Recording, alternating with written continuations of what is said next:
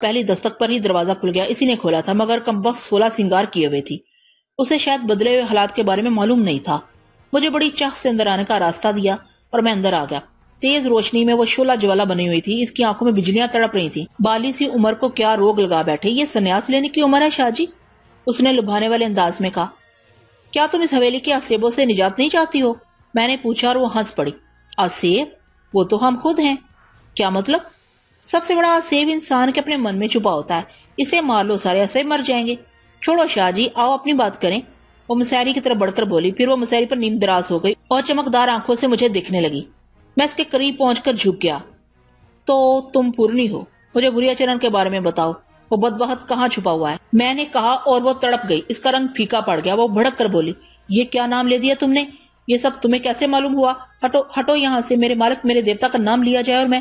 اس نے ہاتھوں سے مجھے دھکا دیا اور وہ تڑپ کر اٹھ گئی. غالباً وہ بھاگنا چاہتی تھی لیکن میں نے فوراً ہی اسے پکڑنے کی کوشش کی اور اس کے لمبے لمبے بال میرے ہاتھوں میں آ گئے اور میں نے انہیں مٹھی میں جکڑ لیا. ایسے نہیں جا سکے گی تو شیطان کی بچی. مجھے بتا وہ کتا کہاں چھپا ہوا ہے جس نے میری پوری زندگی کو مسلسل روک بنا دیا ہے؟ جواب دے, وہ کہاں ہے؟ میں نے زور سے اسے دھکا دیا. اس کے حلق سے ایک چیخ نکل گئی. مجھ پر دیوانگی طاری ہو گئی تھی. ان الفاظ کے ساتھ مجھے بھوریا چرن پوری طرح یاد آ گیا تھا. میرے دل میں نفرت کی ایسی شدید لہر اٹھی تھی کہ میں حقصر ہو گیا تھا. اپنے آپ کو نہ جانے کب سے سلا رکھا تھا میں نے اور صدمے پر صدمہ برداشت کر رہا تھا. اس سے زیادہ دلدوز بات اور کیا ہو سکتی تھی کہ میری بہن مجھ سے چند گز کے فاصلے پر تھی اور میں اسے دیکھ بھی نہیں سکتا تھا. نہیں چاہیے مجھے ایسی زندگی. میں تو ایک دنیا دار انسان تھا اور میری آرزو صرف اتنی سی تھی کہ میں اس دنیا میں ایک بہتر زندگی گزار سکوں. یہ ملعون بھوریا چرن ہی تھا جس نے مجھے دربدر کر دیا تھا. میں نے ایک ہاتھ سے اس کے بال پکڑے ہوئے تھے, دوسرے ہاتھ سے خنجر نکال لیا تھا. اسے بھی ہلاک کر دینا چاہتا تھا میں. ایک جھٹکے سے میں نے اس کا رخ تبدیل کیا اور اسے اپنے سامنے لانا چاہا لیکن اس نے بدن کی پوری قوت سے اپنے آپ کو اچھال کر میرے ہاتھوں سے اپنے بال چھڑانے کی کوشش کی اور میں نے دیوانگی کے عالم میں خنجر اس کے بالوں پر ہی پھیر دیا. گردن پر وار کرنے کی کوشش کی تھی لیکن بال زد میں آ گئے اور بالوں کا پورا گچھا میری مٹھی میں دوبارہ آ گیا. وہ دھڑام سے زمین پر گری تھی اور اس کے فوراً بعد اٹھ کھڑی ہوئی تھی لیکن اب اسے پتھرایا پتھرایا سا محسوس کر رہا تھا. اس کے چہرے پر مردنی چھا گئی تھی اور وہ سہمی ہوئی نگاہوں سے اپنے بالوں کو دیکھ رہی تھی. پھر اس نے دونوں ہاتھ جوڑ کر ماتھے سے لگائے اور کہنے لگی. پرم پردھانی, آزاد ہو گئی ہوں بھوریا چرن کے جال سے. ہو اب تمہارے چرنوں کی دھول ہوں, تمہارے چرنوں کی دھول ہوں میں. حکم دو, کیا پوچھنا چاہتے ہو؟ بھوریا چرن کہاں ہے؟ میں نے سوال کیا. سوار سدھوکا میں 7 استھان ہے اس کے, انہی میں سے کسی میں ہوگا. تم ہی سے تو چھپا ہوا ہے. ایک بار پھر تمہیں بھرشٹ کرنا چاہتا تھا. اگر تم بھیرو مچنڈ کھا لیتے تو وہ سیدھا سیدھا مار دیتا تمہیں. اب وہ تمہاری جان کا لاگو ہے. تو اسے تلاش کرنے میں میری مدد کر سکتی ہے. 7 استھان دکھا دوں گی تمہیں مگر اتنا جانتی ہوں کہ مجھے بھسم کر دے گا. چل اسے میرے ساتھ تلاش کر. میں نے کہا اور وہ تیار ہوگی. میں نے سب کچھ نظر انداز کر دیا, سب کچھ بھول گیا. اب میں مجسم انتقام تھا. اچانک ہی میرا دماغ پلٹ گیا تھا. پورنی کے ساتھ میں بدحواسی کے عالم میں اس حویلی سے نکل آیا. ہم نے پہلا سفر دہلی کا کیا. دہلی کے ایک نواحی علاقے میں کالی کا ایک مندر تھا جو ایک ورانے میں بنا ہوا تھا. یہ مندر بھوریا چرن کا استھان تھا لیکن جب ہم شام کے چھپٹوں میں اس میں داخل ہوئے تو مندر سے دھواں اٹھ رہا تھا. کالی کا ایک عظیم الشان بت ٹکڑے ٹکڑے پڑا ہوا تھا. چاروں طرف ٹوٹ پوٹ مچی ہوئی تھی. پورنی نے کہا. اس نے استھان جلا دیا. اسے تمہارا پتہ چل گیا. دوسرا ٹھکانہ کہاں ہے؟ متھرا چلنا ہوگا. پورنی نے کہا. ہم دونوں ہی ویران مندر میں کھڑے یہ باتیں کر رہے تھے کہ اچانک آہٹ ہوئی اور میں چونک پڑا.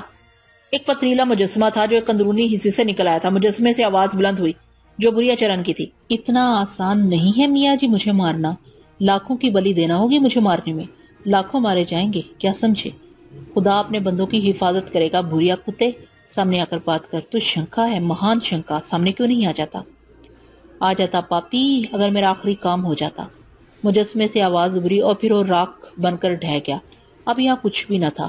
پورنی نے سہمے ہوئے لہجے میں کہا. اب وہ اپنے کسی استھان پر نہیں ملے گا مہاراج. اسے پتا چل گیا کہ میں تمہارے قبضے میں ہوں. وہ اپنے سارے استھان تباہ کر دے گا. پھر بھی میں اسے تلاش کروں گا. اس کے 7 ٹھکانے تباہ ہو جائیں گے. پھر کہاں بنا لے گا وہ. میں تو تمہاری داسی ہوں مہاراج. جو حکم دو گے اسی پر عمل کروں گی. میں نے سارے خیالات ترک کر دیے تھے. اب تو بس ایک ہی آرزو تھی. بھوریا چرن کو فنا کر دوں, خود بھی موت کے گھاٹ اتر جاؤں. جینا بھی مقصد ہو گیا ہے میرا. شمسا کے لیے دولت کی تلاش میں نکلا تھا. وہ بھی نہ کر سکا. کس کام کا یہ سب کچھ. اس میں کچھ بھی میرا نہیں ہے. جو کرنا چاہتا ہوں وہ میرے لیے ممکن نہیں. کیا فائدہ دوسروں کو بیوقوف بناتے رہنے سے. سب کچھ فضول ہے. نہ جانے کیا کیا کرتا رہا ہوں میں, لیکن کوئی صلہ نہیں ملا مجھے. اپنی بہن کو ایک اچھا مستقبل تک نہیں دے سکتا تو پھر جینے کا کیا فائدہ. ہاں اگر بھوریا چرن میرے ہاتھوں موت کے گھاٹ اتر جائے تو بس اسے ہی اپنے آخری لمحات میں سکون کا درجہ دے سکتا ہوں. باقی سب کچھ بیکار ہے. کچھ نہیں ملا مجھے. وہاں سے چل پڑے. شہر دہلی پہنچے تو دہلی جہنم کا نمونہ بنا ہوا تھا. چاروں طرف شعلے, آگ, چیخوپکار. معلومات کی تو پتہ چلا کہ زبردست ہندو مسلم فسادات ہو رہے ہیں. پاکستان بن چکا تھا اور ہندوستان کے ہندو مسلمانوں کو اپنے درمیان نہیں دیکھنا چاہتے تھے. وہ 800 سال کی بھڑاس نکال رہے تھے. پورے 800 سال انہوں نے محکوم رہ کر گزارے تھے اور اب وہ اپنے برسوں کے ساتھیوں کو موت کی نیند سلا رہے تھے. چاروں طرف ہاہاکار مچی ہوئی تھی اور پورا ہندوستان آگ میں جل رہا تھا. مسلمانوں کے قافلے موت کے گھاٹ اتارے جا رہے تھے. متھرا، بندرابن، بنارس اور نہ جانے کہاں کہاں. 7 ٹھکانے دیکھ لیے میں نے اور انہیں دیکھتے ہوئے بھی نہ جانے کیا کیا دیکھا. ہر طرف خون کی ہولی کھیلی جا رہی تھی. ہر جگہ موت کا بازار گرم تھا. انسان موت سے چھپتے پھر رہے تھے. میری محبت بھی جاگ اٹھی. ٹرین کے ایک سفر میں مسلمانوں پر حملہ ہوا تو میں بھی بے قابو ہو گیا. 16 ناپاک ہندو ہلاک کیے میں نے. پورنی میری محکوم تھی. اسے کئی کام لیے میں نے. مسلمانوں کے ایک قافلے پر ہندوؤں نے حملہ کیا تو میں نے پورنی سے کہا، تیرے پاس جادو کی قوت ہے، انہیں اندھا کر دے. پورنی نے بیچارگی سے راکھ اٹھائی اور اس کو حملہ کی طرف اڑا دیا. وہ اندھے ہو گئے اور اپنے ہتھیاروں کو ایک دوسرے پر استعمال کر کے خود فنا ہو گئے. مسلمانوں کے اس قافلے کو میں نے بحفاظت یہاں سے روانہ کر دیا. لاکھوں مسلمان مریں گے تو اب لاکھوں ہندو بھی مریں گے. بھیا چرن، یہ بھی تجھ سے انتقام ہے. میں اس کام میں مصروف ہو گیا. یہ بھی دل کو سکون بخش رہا تھا. اب کسی جگہ کی تخصیص نہیں تھی. جدھر منہ اٹھتا نکل جاتا. ہجرت کرنے والے مسلمانوں کی مدد کرتا. ان پر ظلم کرنے والوں کو چن چن کر ہلاک کرتا. اپنی محکوم پورنی سے مدد لیتا. انہیں اس کے ذریعے دولت، اناج اور لباس فراہم کرتا. میرے اس خنجر نے بے حساب ہندوؤں کو قتل کیا. مظلوم مسلمان مجھے درویش کا سا درجہ دیتے مگر میں خود پر ہنستا تھا. میں کیا تھا یہ میں خود ہی جانتا تھا. پھر ایک دن شمسا کا خیال آ گیا اور میں نے رخ بدل لیا. سینکڑوں واقعات سے گزرتا ہوا خانقاہ تک پہنچا، لیکن خانقاہ کو دیکھ کر دل دھک سے رہ گیا. حلق فرتے غم سے بند ہو گیا. آنکھوں سے آنسو ابل پڑے. خانقاہ مسمار کر دی گئی تھی. چاروں طرف جسم بکھرے پڑے تھے. لاشوں کے سڑنے کی بو پھیلی ہوئی تھی. آگ کے نشانات نظر آ رہے تھے. میں دیوانوں کی طرح چیخ پڑا، شمسا، شمسا، میری بہن شمسا، میری بہن شمسا، میں آ گیا ہوں. شمسا، میں مسعود ہوں، تیرا بھائی، تیرا بدنصیب بھائی. شمسا، شمسا، فیضان، شمسا. خانقاہ کی بلندیاں کس طرح طے ہوئی یہ مجھے معلوم نہیں. میرے حلق سے دلدوز آوازیں نکل رہی تھی. شمسا، میری بہن شمسا، میں آ گیا ہوں، میں تیرا بھائی مسعود ہوں. میری بہن کہاں ہے شمسا؟ میں دیوانہ تھا، پاگل ہو گیا تھا میں. شمسا، میں تیرے پاس رہ کر تجھ سے دور رہا. اپنے خوف کے ہاتھوں مجبور ہو کر میں تجھ سے دور رہا. شمسا، تجھ سے باتیں بھی نہیں کی میں نے. شمسا، شمسا. ہزاروں کی طرح روتا ہوا خانقاہ میں پڑی لاشوں میں اپنی بہن کی لاش تلاش کرنے لگا. یہ لاشیں یہاں کے لوگوں کی تھی، سب کے سب جانے پہچانے. فقطن چھٹی حص نے کسی زیرو کی موجودگی کا احساس دلایا. دیوانوں کی طرح چونک کر پلٹا. سامنے کھڑی شمسا کو دیکھا. پانی کا گلاس اس کے ہاتھ میں تھا اور وہ پتھرائی ہوئی کھڑی تھی. میں بے قابو ہو کر اس کی طرف چھپٹا. پاگلوں کی طرح اسے لپٹ گیا. میرے حلق سے کربناک آوازیں نکل رہی تھی. یہ آوازیں خود بخود الفاظ میں ڈھل کر شمسا کو میری المناک داستان سنا رہی تھی. میری قوت ارادی کا اس میں کوئی دخل نہیں تھا. شمسا نے مجھے پہچان لیا، سب کچھ جان لیا. ایسی بلک بلک کر روئی وہ کہ کلیجہ پانی ہو گیا. مجھ سے دور کیوں رہا بھیا؟ ہائے مجھ بدنصیب کی قسمت میں یہ روشنی کہاں سے آ گئی؟ میں نے تاریکیوں ہی کو زندگی سمجھ لیا تھا. طوفان گڑگڑاتا رہا. برسوں کی جدائی تھی. دل اتنی آسانی سے کیسے بھرتا؟ بلاخر سکون ہوا. شمسا، فیضان، میں نے سہمے ہوئے لہجے میں پوچھا. فیضان، شامی، کرام بھیا، بچے نیچے تہخانے میں موجود ہیں. ہندو 20 بار آ چکے ہیں. خوب تباہی مچائی، انہوں نے سب کو مار دیا. ہم تہخانوں میں جا چھپے اس لیے بچ گئے. کچھ لوگ بھاگ گئے. ہم کئی دن کے بھوکے پیاسے ہیں. باہر خطرہ تو کوئی باہر نہیں آتا. بچے پیاس سے تڑپ رہے تھے. مجھ سے ان کا بلکنا دیکھا نہیں گیا. پانی کی تلاش میں نکل آئی تھی تو تمہاری آواز سنی. فیضان، شامی، کرام زندہ ہے؟ میں نے مسرور لہجے میں پوچھا. ہاں. پانی کہاں ہے؟ وہاں ایک مٹکے میں موجود ہے، اسی سے ایک گلاس بھرا ہے. آؤ مجھے بتاؤ مٹکا کہاں ہے. میں نے کہا. پھر شمسا کی نشاندہی پر مٹکے کے پاس آیا اور اسے اٹھا کر تہخانے میں لے گیا. سب کی حالت ابتر تھی. پہلے بچوں کو، پھر انہیں پانی پلایا اور ان میں زندگی جھلکنے لگی. فیضان یہ سن کر ششدر رہ گیا تھا کہ میں شمسا کا سگا بھائی ہوں. اکرام نے وعدے کا پاس کرتے ہوئے انہیں کچھ نہیں بتایا تھا. مختصر الفاظ میں انہوں نے خانقاہ کی تباہی کی داستان سنائی. پھر فیضان نے کہا، اب کیا کریں مسعود بھائی؟ میں کچھ کھانے پینے کا بندوبست کرتا ہوں، اس کے بعد سوچیں گے. کہاں جاؤ گے بھیا؟ شمسا نے بڑی بے قراری سے پوچھا. بس میں ابھی تھوڑی دیر میں آیا. نہیں بھیا، کہیں پھر نہ کھو جاؤ. ابھی تو دل کو یقین بھی نہیں آیا ہے. نہیں شمسا، بس ابھی آتا ہوں. ہم بھی ساتھ چلیں گے. فیضان بولا. ہرگز نہیں اکرام، انہیں سنبھالو، مجھے کوئی خطرہ نہیں ہے. بڑی مشکل سے انہوں نے مجھے باہر آنے کی اجازت دی تھی. دیوار کی اوٹ میں ہو کر میں نے پورنی کو آواز دی. وہ جاتی ہی کہاں تھی، حاضر ہو گئی. پھل درکار ہیں، درختوں سے ٹوٹے ہوئے جادو کے نہ ہوں. جو آ گیا سوامی. اس نے گردن جھکا دی اور پھر چشم و زر میں پھلوں کا ٹوکرا میرے سامنے لا رکھا. اپنے لیے ساری زندگی کالے جادو کا احسان نہیں لیا مگر اب مجبوریاں آڑے آ گئی تھی. پھل لے کر تہخانے پہنچا تو سب جیسے جی اٹھے. طرح طرح کے سوالات کیے گئے مگر خاموشی ہی جواب تھی. پوچھنے والے تھک گئے. پھر آگے کے منصوبے زیر غور آئے. شمسا نے حیرت سے کہا. بھیا، امی، ابو، محمود، مامو ریاض کو کوئی پتہ نہیں چل سکا کہاں یہ لوگ؟ صدیاں بیت گئی انہیں دیکھے ہوئے. میں نے کہا. نہیں شمسا، وہ سہارنپور میں بھی نہیں ہے. میں نے انہیں تلاش کیا ہے. نہیں مل سکے، البتہ محمود کے بارے میں یہ جانتا ہوں کہ وہ زندہ و سلامت ہے، اسے میں نے خود ملک سے باہر بھیج دیا تھا۔ اس وقت اس کے لیے یہی ضروری تھا کیونکہ مقامی پولیس اس کی تلاش میں تھی۔ میں نے تو اپنے آپ کو چھپا لیا تھا، مگر محمود کو ملک سے باہر نہ بھیجتا تو وہ خطرے میں پڑ جاتا۔ کہاں ہے یہ نہیں معلوم۔ نہیں شمسا، کچھ پتا نہیں، فیضان نے کہا۔ اس کے سوا ہمارے پاس اور کوئی چارہ کار نہیں ہے مسعود بھائی کہ ہم بھی پاکستان نکل چلیں۔ سارے ہندوستان میں فسادات کی آگ پھیلی ہوئی، ہم کچھ کر بھی نہیں سکتے۔ یہاں ہماری زندگی کا کوئی امکان نہیں ہے۔ اکرام اور شامی بھی اس بات کے حق میں تھے، چنانچہ تیاریاں کی گئی۔ بھلا تیاریاں کیا تھی؟ جو کچھ ہاتھ لگا ساتھ لے لیا، پھر ایک دن آدھی رات کے وقت ہم خانقاہ کی بلندیوں سے نیچے اتر آئے۔ ایک طویل سفر کا آغاز کیا تھا۔ دل کی کیفیت ناقابل بیان تھی۔ نہ جانے کیا کیا تصورات ذہن میں تھے۔ رات بھر سفر کر کے جب دن کی روشنی ہوئی تو ایک ایسی جگہ ویرانے میں پناہ لی جہاں انسانی نگاہوں سے محفوظ رہ سکیں۔ پھر یہی ہوا، راتوں کو سفر کرتے اور دن میں کسی پوشیدہ جگہ کو اپنا لیتے۔ پھر ایک بستی نظر آئی اور یہاں سے ہم نے ایک گاڑی حاصل کی۔ فیضان اچھی ڈرائیونگ کر لیتا تھا۔ خالی گاڑی کس کی تھی کسی کو معلوم نہ تھا، بس اس میں بیٹھ کر کسی ایسی پناہ گاہ کی تلاش میں چل پڑے جہاں سے پاکستان جانے کے راستے دریافت ہو سکے۔ لیکن گاڑی کا یہ سفر بھی ہم نے رات ہی میں کیا تھا۔ صبح کو البتہ جس سڑک پر ہم جا رہے تھے وہاں ہمیں ایک زبردست خطرہ پیش آ گیا۔ کچھ 50-60 افراد تھے، لاٹھیوں، بھالوں اور تلواروں سے مسلح، گاڑی کا راستہ روکے کھڑے ہوئے تھے، اور ان سب سے آگے بھوریا چرن تھا، کمینہ صفت بھوریا چرن، جو یقیناً ان لوگوں کو ہماری راہ پر لے آیا تھا، اور اس نے ابھی تک میرا پیچھا نہیں چھوڑا تھا۔ میں گاڑی سے نیچے اتر آیا اور میں نے سرگوشی کے انداز میں پورنی سے پوچھا، اس کے ساتھ جو افراد ہیں کیا وہ اس کے جادو کے زیر اثر ہیں؟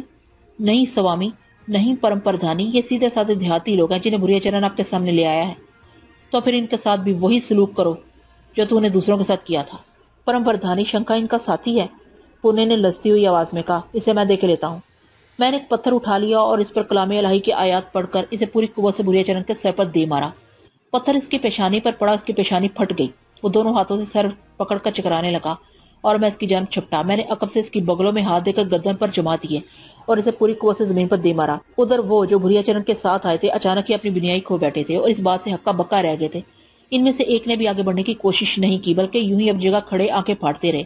میں نے بھوریا چرن کو بری طرح زمین سے رگڑ دیا تھا، اس کے حلق سے گراہٹیں نکل رہی تھی، لیکن پھر اچانک ہی وہ میرے بازو کی گرفت میں تحلیل ہو گیا اور ایک دم سے اس کا بدن چھوٹا ہوا اور میری گرفت اس پر قائم نہ رہ سکی۔ پھر میں نے ایک پیلی مکڑی کو برق رفتاری سے ایک سمت بھاگتے ہوئے دیکھا۔ ظاہر بات ہے بھوریا چرن تھا۔ میں نے چھوٹے چھوٹے پتھر اٹھائے اور مکڑی کا نشانہ لینے کی کوشش کی، لیکن اس وقت موقع نہیں مل سکا تھا۔ ان پر آیات الہی پڑھتا بھوریا چرن کو ایک جگہ چھپنے کا موقع مل گیا۔ ایک دراڑ میں گھس کر وہ نگاہوں سے اوجھل ہو گیا تھا، لیکن زمین پر میں نے ننھے ننھے خون کے قطرے دیکھے تھے۔ وہ زخمی ہو گیا تھا۔ وہ لوگ جو اندھے ہو گئے تھے ایک دوسرے کو ٹٹول رہے تھے اور ان کے حلق سے ڈری ڈری آوازیں نکل رہی تھی۔ میں نے فیضان کو اشارہ کیا۔ یہ انوکھی لڑائی فیضان کے لیے بھی باعث حیرت تھی۔ بہرحال وہ راستہ کاٹ کر گاڑی آگے نکال گیا اور ہم اس خطرے سے بھی دور ہو گئے۔ دن اور رات ایک عجیب زندگی تھی، خوف و دہشت میں ڈوبی ہوئی۔ راتوں کو اگر آبادیوں کے قریب ہوتے تو آبادیوں سے چیخو پکار کی آوازیں سنائی دیتی، اللہ اکبر کے نعرے گونجتے، ہندو مسلمان ایک دوسرے سے نبرد آزما ہوتے، کہیں جے جے کار ہوتی اور کہیں اللہ کا نام لیا جاتا، لیکن پورے ہندوستان میں پھیلی ہوئی فسادات کی آگ کو بھلا مجھ جیسا آدمی کیا روک سکتا تھا؟ ہم تو صرف اپنی جان بچانے کے لیے بھاگ رہے تھے۔ راستے میں طرح طرح کے کام ہوتے رہے، کھانے پینے کی اشیاء بھی حاصل ہو گئی اور تھوڑا بہت پیٹرول بھی، جو گاڑی کو آگے بڑھانے میں معاون ثابت ہو رہا تھا۔ اور اس کے بعد اچانک ہی جب میں نے صورتحال کا تجزیہ کیا تو پتہ چلا کہ میں اپنے آبائی شہر سے بالکل قریب ہوں۔ قدم رک گئے تھے، بدن کی قوتیں ساتھ چھوڑ گئی تھی، دل و دماغ میں ایک عجیب سی کیفیت پیدا ہو گئی تھی۔ تھوڑے ہی فاصلے پر پیر پھاگن کا مزار پاک تھا۔ میری بچپن کی کہانی پھر سے میری آنکھوں میں تازہ ہوگی۔ نہ جانے کتنے عرصے کے بعد اس سمت آیا تھا۔ یہ راستے حالانکہ کبھی اس طرح جانے پہچانے تھے کہ آنکھیں بند کر چھوڑ دیا جائے تو میں اپنی منزل پر پہنچ جاؤں، لیکن اب سینکڑوں تبدیلیاں ہو چکی تھیں۔ یہاں بھی فسادات ہو رہے تھے۔ پیر پھاگن سے بچپن سے عقیدہ تھی۔ میں نے شمسا سے کہا، شمسا پہچانی اس جگہ کو؟ نہیں بھیا، کون سی جگہ ہے؟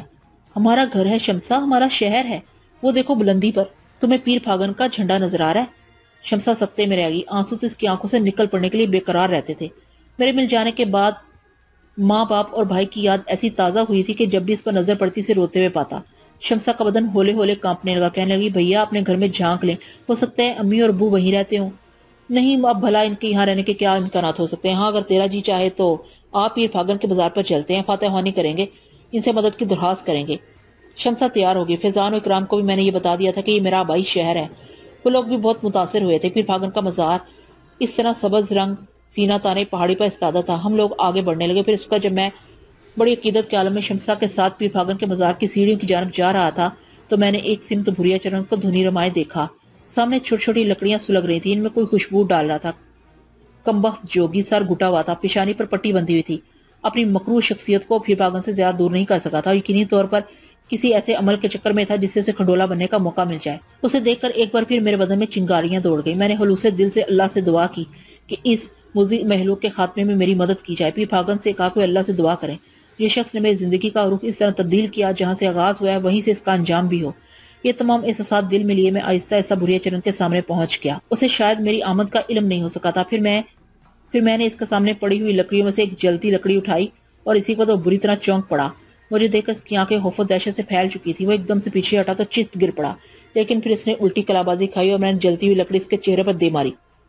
بھوریا چرن کی دلدوز چیخ ابری تھی۔ اس نے پیچھے ہٹ کر اپنے آپ کو سنبھالتے ہوئے کہا، تو تم آ گئے میاں جی، یاد ہے یہ جگہ؟ یہیں سے تمہاری جنگ شروع ہوئی تھی اور آج یہیں تمہارے پیر پگنوا کے چرنوں میں تمہارا انت ہو جائے گا۔ آج نہیں چھوڑوں گا میاں جی، آج نہیں چھوڑوں گا، آج نہیں چھوڑوں گا۔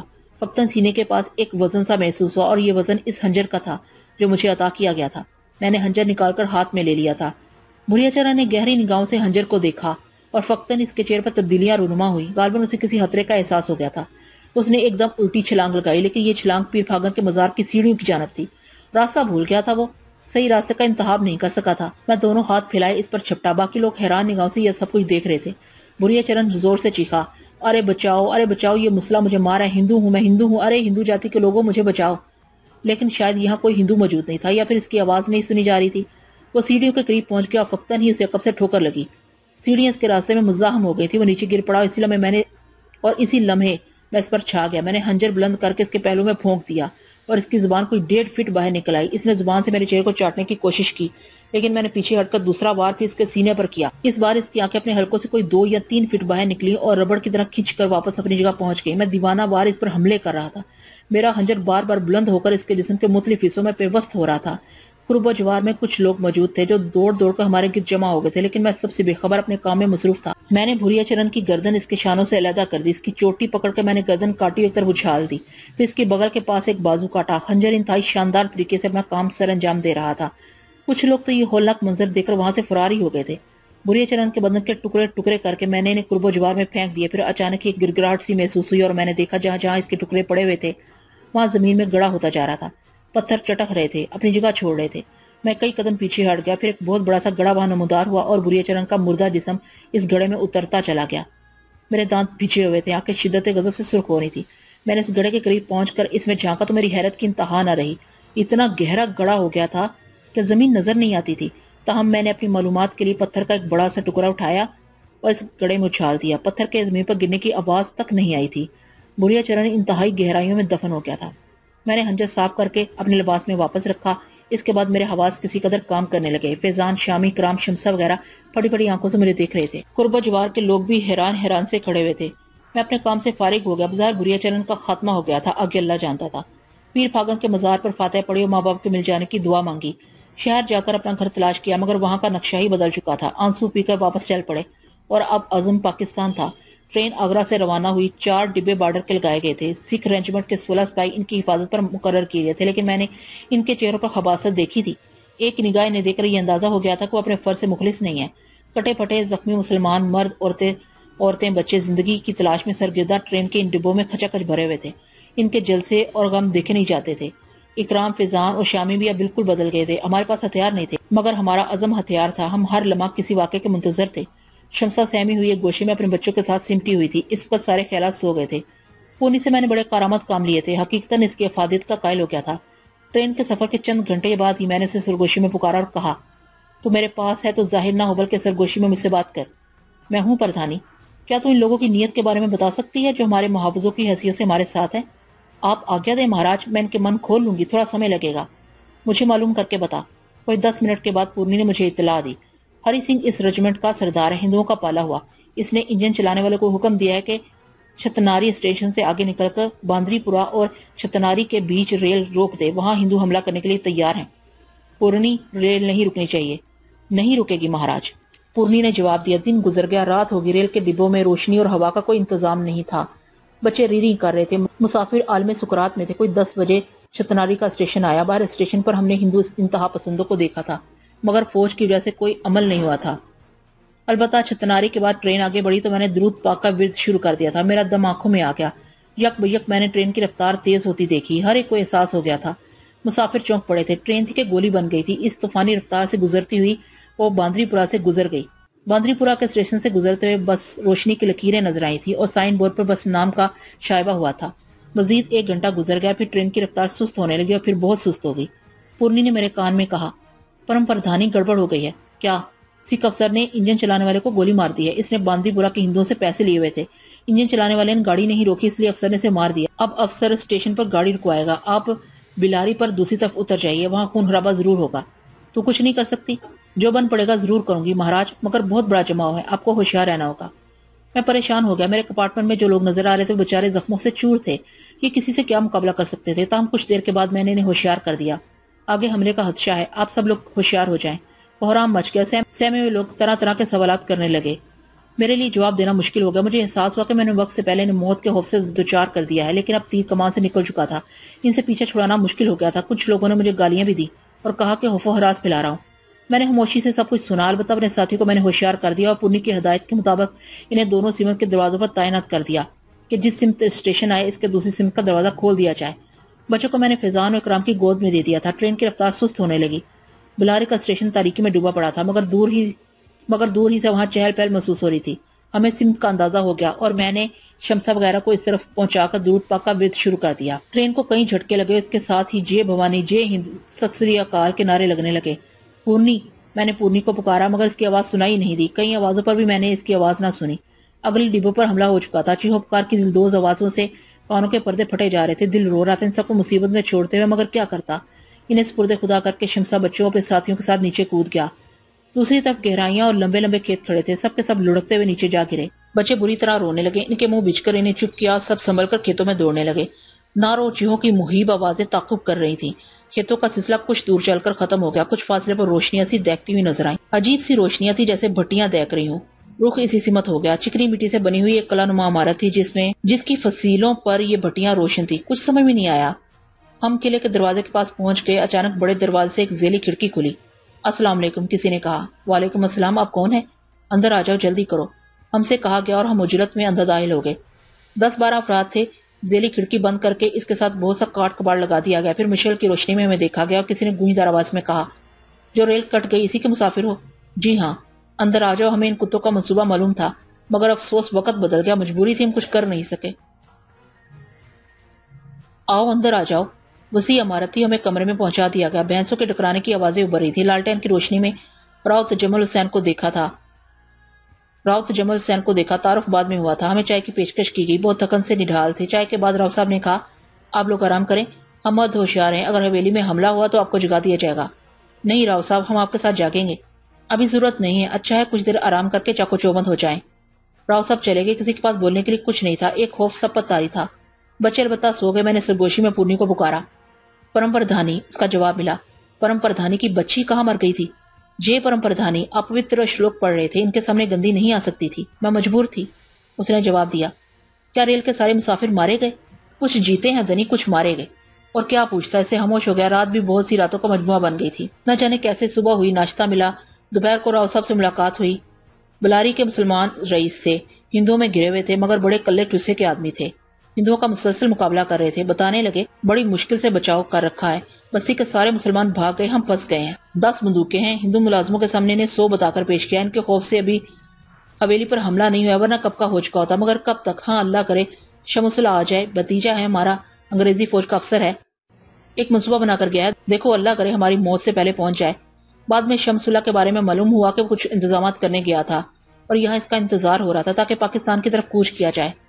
راؤ صاحب نے بعد میں فصیلوں پر جلتی ہوئی بٹیاں دکھائی جن پر بڑے بڑے کراؤ چڑھے ہوئے تھے اور ان میں تیل ابل رہا تھا۔ قریب ہی لمبی لمبی سینکوں کی جھاڑو انبار تھی۔ یہ ہمارے ٹینک ہیں، سسرے ایک بار ہمت کر لیں، دوبارہ رخ نہیں کریں گے، راؤ صاحب نے بتایا۔ یہ کیا ہے؟ میں نے پوچھا۔ اسلحہ تیل میں گڑ پک رہا ہے، حویلی پر حملہ ہوا تو ان جھاڑوؤں کو اس میں ڈبو کر تیلے اچھالیں گے کسی پر، اس کی ایک بھی بوند پڑ گئی تو سمجھ لو عمر بھر جلتا رہے گا، ساری تیاریاں پوری ہیں۔ میں اس تدبیر پر انگشتے بدندا رہ گیا۔ پھر اسی رات حملہ ہو گیا، کوئی 150 ہندو رات کی تاریکی میں حویلی کے پاس آ گئے، ہم لوگ جاگ رہے تھے، فوراً بلاوا آ گیا، فصیلوں پر سب دم سادے ہندوؤں کے زد پر آ جانے کا انتظار کر رہے تھے۔ حویلی کے مرد تیار تھے، پھر جو ہی وہ لوگ زد میں آئے، اوپر سے ان پر تیل میں جلنے والے گڑ کی بارش ہوگی۔ خدا کی پناہ، جس طرح وہ بلبلائے، جس طرح زمین پر لوٹے لگائیں، دیکھنے کا منظر تھا۔ کئی دن کا پکتا ہوا گڑ تیل کے ساتھ مل کر جس کے جسم پر پڑا اندر تک اترتا چلا گیا، 3 منٹ بھی نہ لگے صفایا ہو گیا۔ ایسے سر پر پاؤں رکھ کر بھاگے کہ پلٹ کر نہیں دیکھا۔ حملہ ناکام ہو گیا۔ راؤ صاحب پیٹ پکڑ پکڑ کر ہنس رہے تھے۔ دوسری صبح 2 جیپیں آئیں جن میں پولیس بھری ہوئی تھی۔ نیچے ہی مذاکرات ہوئے۔ راؤ صاحب نے کہا بھیا گارڈ لے کر آ جاؤ، مالک کی قسم ٹینک کو توپوں سے مار دو گے تب بھی 150 کو لے کر مریں گے، اب جلدی سے پیچھے ہٹ جاؤ نہیں تو ہم شروع کر رہے ہیں۔ جیپیں مڑ کر واپس چلے گئی۔ راؤ تجمل حسین بے شک عظیم انسان تھے، ان حالات میں بھی بات بات پر ٹیکا لگانے والے۔ 2 دن خاموشی طاری رہی۔ تیسری رات کوئی 9 بجے ہوں گے کہ 3 گاڑیوں کی روشنیاں نظر آئیں۔ اطلاع مل گئی اور اسلحہ تیار ہو گیا۔ گاڑیاں بالکل نیچے آ گئی۔ پھر کسی نے چیخ کر کہا چچا ابا میں شمس اللہ ہوں، کوئی کاروائی نہ کریں۔ اس نام میں بڑا سحر تھا۔ حویلی کے دروازے کھل گئے۔ شمس اللہ اندر آ گیا۔ 1 بس اور 2 جیپیں تھیں۔ جیپوں میں مسلح فوجی بھرے ہوئے تھے۔ افراتفری مچ گئی۔ سامان کی گٹھریاں بس میں بھر دی گئیں۔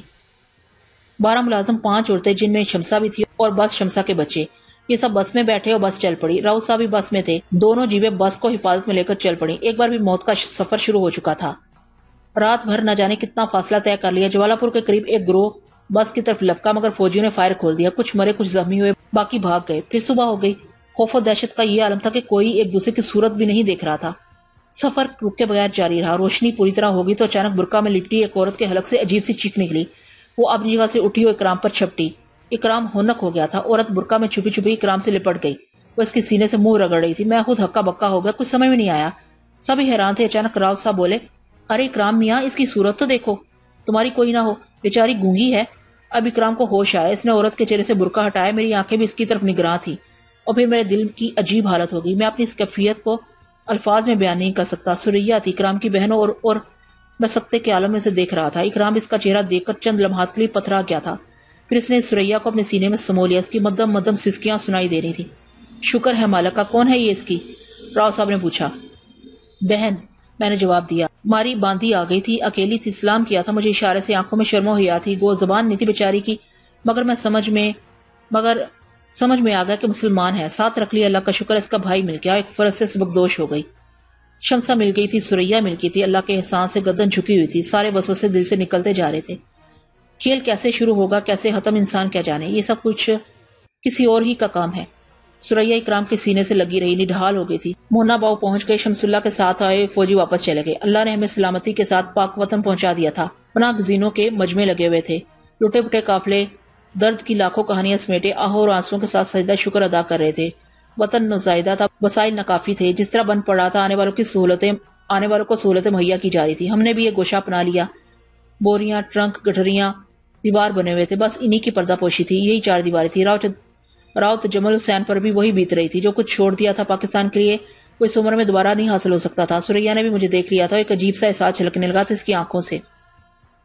مخیر حضرات مصروف عمل تھے، جسے دیکھو دل کھولے دے رہا ہے آنے والوں کے لیے۔ اتنا کچھ کھانے پینے کو آ رہا تھا کہ منع کرنا پڑتا، معذرت کرنی پڑ رہی تھی کہ بھائی کھا چکے ہیں، اللہ کا دیا موجود ہے۔ 2 دن یہاں گزر گئے۔ میرپور خاص کے لیے ریل چکر لگا رہی تھی، سب کی پرچیاں کٹ چکی تھی، نمبر سے باری آ رہی تھی۔ تیسرے دن کی بات ہے، فجر کی نماز سے فارغ ہوا تھا، یوں ہی سوچ میں بیٹھا ہوا تھا، نگاہ سامنے اٹھ گئی۔ صندوق رکھے ہوئے تھے، ان کے درمیان رکھنے بھی بنے ہوئے تھے۔ میری نظر سامنے والے رکھنے کی دوسری سمت اٹھ گئی۔ ایک پر نور چہرہ نگاہوں کے سامنے تھا، اور یہ چہرہ، بھلا آنکھیں دھوکہ کھا سکتی ہیں؟ بھلا وہ لگن جس نے ایک طویل عرصے سے دل میں ہلچل مچا رکھی تھی بنیاد کو متاثر کر سکتی ہے؟ ماں تھی، میری امی تھی، یقینی طور پر وہی تھی۔ بدن میں بجلیاں بھر گئی، دیوانوں کی مانت اپنی جگہ سے چھلانگ لگائی اور ٹیم کی دیوار کے دوسری جانب پہنچ گیا۔ نماز پڑھ رہی تھی، سر جھکا ہوا تھا، اللہ کے حضور سر بسجود تھی۔ جانتا تھا کہ ان کے دل میں کیا دعا ہوگی۔ ماموں ریاض اور ابو بھی بیٹھے ہوئے تھے، لاغر، لاچار، مفلوق الحال، بے بسی کا شکار۔ میرے کلیجے کا سارا خون سمٹ کر چہرے پر آ گیا تھا۔ آواز نہیں نکل پا رہی تھی۔ بدن میں ایسا تشنج پیدا ہو گیا تھا کہ پیروں پر قابو نہیں پا سکا۔ ایک عجیب سا انداز طاری ہو گیا تھا مجھ پر۔ 2 قدم آگے بڑھا اور دھڑام سے ان کے سامنے گر پڑا۔ قوت گویائی تو مفلوج تھی ہی، بدن نے بھی ساتھ چھوڑ دیا تھا۔ ابو اور ماموں ریاض چونک پڑے تھے۔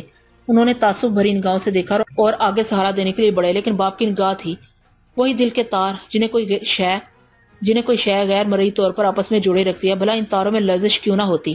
تار جھنجھنائے۔ ابو نے پھٹی پھٹی آنکھوں سے مجھے دیکھا اور پھر ایک دلدوز چیخ مار کر مجھ سے لپٹ گئے۔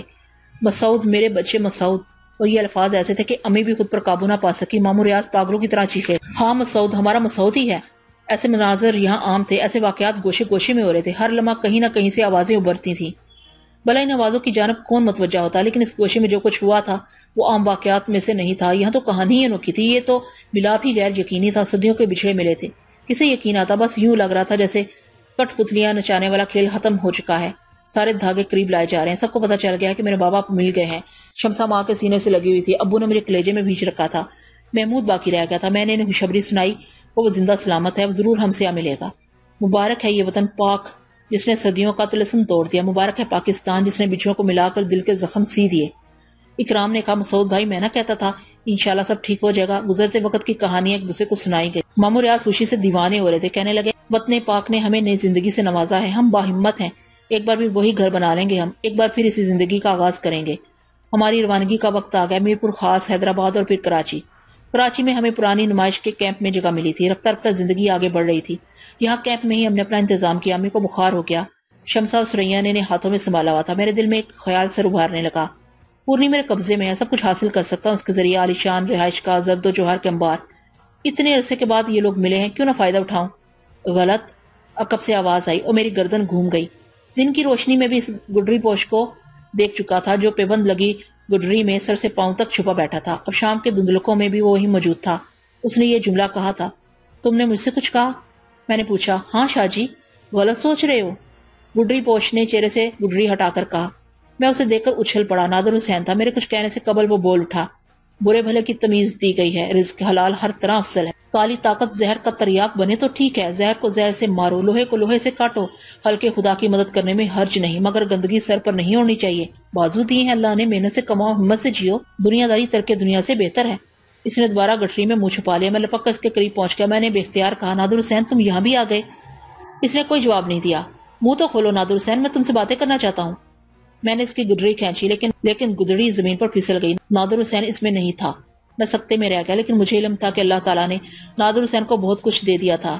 وہ فنا فی اللہ ہو گیا تھا. میں اس کے الفاظ پر غور کرنے لگا. مجھے پنے کے بارے میں ہدایت دی گئی تھی. اس کی کالی قوت کالے علم کے خلاف استعمال کر سکتا تھا. اس سے آگے اس سے اپنے لیے کچھ نہیں لے سکتا تھا. اس ہدایت سے میں نے دل میں فیصلہ کر لیا کہ اب صرف محنت کی کمائی پر گزارا کرنا ہے. وقت کا انتظار کرو تو سب سے بہتر ہے, ورنہ سزا بھگت چکا تھا. اور صبر کا پھل میٹھا ہوتا ہے. کیمپ میں محبت اور قوت بھائی چارے کے ایسے مظاہرے ہو رہے تھے کہ آنسو نکل آتے تھے. جسے دیکھو پناہ گزینوں کے لیے اپنا سب کچھ لٹانے پر آمادہ.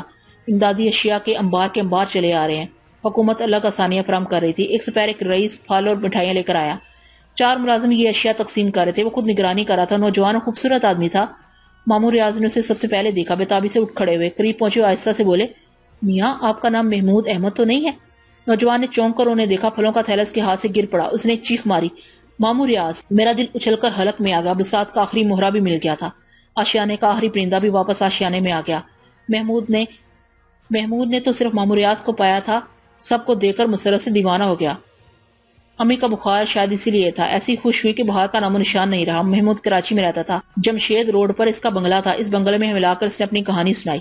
کئی سال سے وہ ملک سے باہر رہا. اس نے خوب دولت کمائی. پھر ماں باپ کے لیے بے چین ہو کر واپس آ گیا اور احتیاطاً اس نے کراچی میں رہائش اختیار کی. اس کا خیال تھا کہ وہ خفیہ طور پر ماں باپ کو تلاش کرے گا.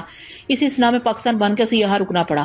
محمود کی حیثیت نے کایا ہی پلٹ دی. کوئی مشکل نہ رہی. اس نے میرا کاروبار بھی تقسیم سے پہلے یہاں مستحکم کر لیا تھا. اکرام, فیضان اور شامی بھی اب غیر نہیں تھے. یہاں سب کی کھپت تھی. چنانچہ سب تعمیر وطن میں مصروف ہو گئے. ہم وطن ہی کے فرد تھے. نیک راہوں پر چل کر اپنے گھر کے لیے باعزت روزی حاصل کر لی جائے تو خدمت وطن ہوتی ہے. اب اس بارے میں کیا عرض کروں. شرم محسوس ہوتی ہے کہ میری خواہش پر سریا سے میرا نکاح کر دیا گیا. یہ میری دلی آرزو تھی. معصوم و مظلوم سریا میری زندگی میں شامل ہو گئی. پورنی سے میں نے بھریا چرن کے بارے میں پوچھا تو اس نے بتایا, پرم پردھانی وہ شنکھا ہے. شنکھا 3 بار کالے جنم لیتا ہے. ہاں, اگر وہ کھنڈولا بن جائے تو پھر اسے امر شکتی حاصل ہو جاتی ہے. اسی سمے وہ مر گیا تھا, مگر کون جانے وہ کب نیا جنم لے لے. ہر جنم میں کھنڈولا بننے کی کوشش کر سکتا ہے. اگر اس کے تینوں جنم ختم ہو جائیں تو پھر نہیں جیتا. گویا بھریا چرن کے دوبارہ سامنے کے امکانات موجود ہیں, لیکن 40 سال گزر چکے ہیں. خدا کا احسان ہے کہ ان 40 سالوں میں وہ مجھے کہیں نظر نہیں آیا. ہمارا باغ ہرا بھرا ہے. میرے محمود کے شامی اور شمسا کے بہت سے بچے ہیں. میں نے زندگی گزارنے کے لیے کاروبار کر لیا تھا. اللہ کا احسان ہے, دیانت سے خوب چل رہا ہے. ہلکے خدا کی جس طرح مدد ہوتی ہے میں کرتا ہوں. اتنے پر اسرار اور پیچیدہ واقعات پیش آئے ہیں ان 40 سالوں میں. سنانے بیٹھو تو پھر اتنی طویل ایک داستان کا آغاز ہو جائے. چلیے یار, زندہ صحبت باقی. ہاں, اگر کہیں گھر کی دیواروں پر یا کسی درخت پر کوئی پیلی مکڑی نظر آ جاتی ہے تو اپنے بدن کی لرزشوں پر قابو نہیں پا سکتا. خدا سب کو محفوظ رکھے. آمین. آپ کا مسعود احمد. ختم شد.